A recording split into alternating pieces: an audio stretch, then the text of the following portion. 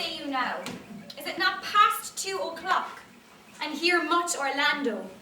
I'll warrant you, with pure love and troubled brain, he hath taken his bow and arrows and is gone forth to sleep.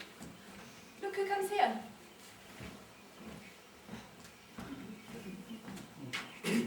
My errand is to you, fair youth. My gentle Phebe did bid me give you that. I know not the contents, but as I guess by the stern, brown, waspish action of which she did write it, it bears an angry tenor. Forgive me, I am but a messenger. Patience herself would startle at this letter and play the swaggerer. Bear this, bear all. She says I am not fair, that I lack manners. She calls me proud, and that she could not love me were man as rare as phoenix. Odds my will, her love is not the hare that I do hunt. Why writes she so to me? Well, shepherd, well, this is a letter of your own device. No, I protest. Phebe did write it. Oh, come. Come, you are a fool and turned into the extremity of love. I saw her hand.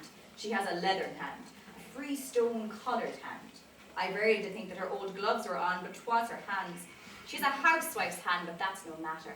I say she never did invent this letter. This is a man's invention, and his hand. Sure it is hers.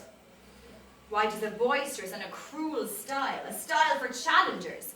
Why, she defies me like Turk to Christian.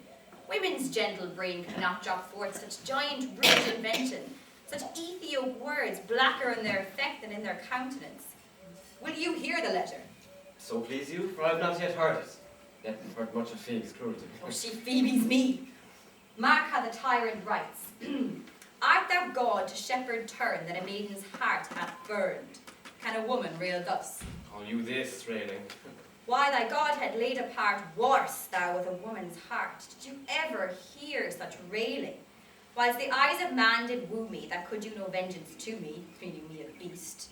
If the scorn of your bright eye have power to raise such love in mine, alack in me, what strange effect would they work and mild aspect? Whilst you chid me, I did love. How then might your prayers move? He that brings these lines to thee little knows this love in me. And by him seal up thy mind, whether that thy youth and kind will the faithful offer take of me, and all that I can make. Or else by him my love deny, and then I'll study how to die. Call you this chiding? Alas, poor shepherd. Do you pity him? No. He deserves no pity. Wilt thou love such a woman? What, to make thee an instrument and to play false strains upon thee? Not to be endured. Well, go your way to her, for I see that love hath made thee a tame snake. And say this to her, that if she love me, I charge her to love thee. If she will not, I will never have her unless thou entreat for her. If you be a true lover, hence, and not a word.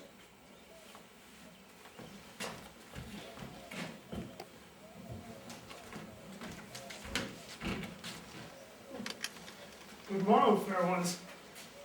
Pray you, if you know where in the purliest of this forest stands a sheepcote fenced with olive trees? West of this place, down in the neighbour bottom, the rank of oise is by the murmuring stream.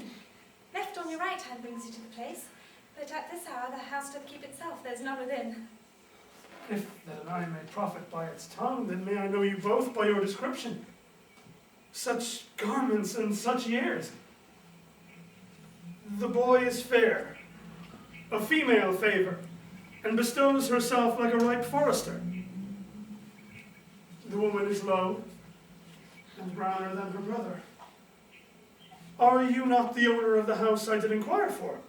It is no boast being asked to say we are. Orlando himself doth commend me to you both. And to the youth he calls his Rosalind, he sends this bloody napkin. Are you he? I am. What must we understand by this? Some of my shame. If you will know of me what man I am, and how and why and where this handkerchief was stained. I pray you tell it.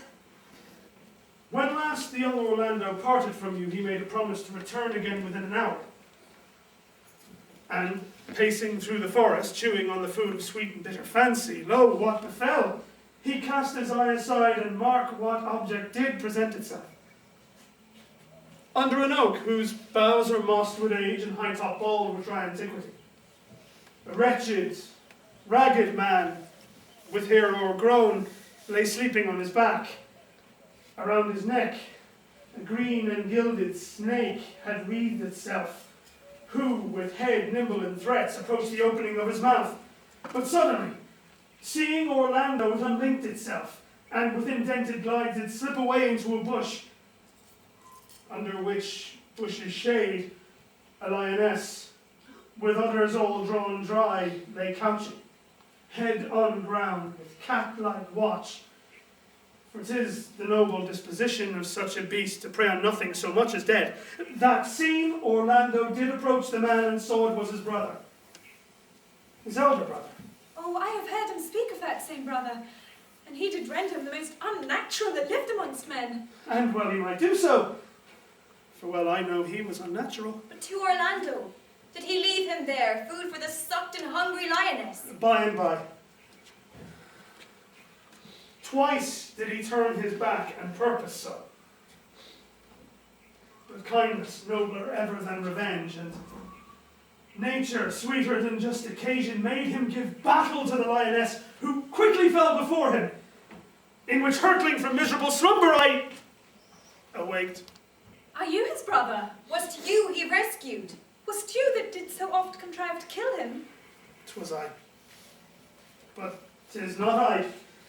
I do not shame to speak of what I was, since my conversion so sweetly tastes, being the thing I am. But for the bloody napkin? By and by, when from the first to last betwixt us both, tears our countenance have most kindly bathed. As to how I came to that desert place, in brief, he led me unto the gentle Duke, who gave me fresh array and entertainments, committing me unto my brother's love, and led me instantly unto his cave.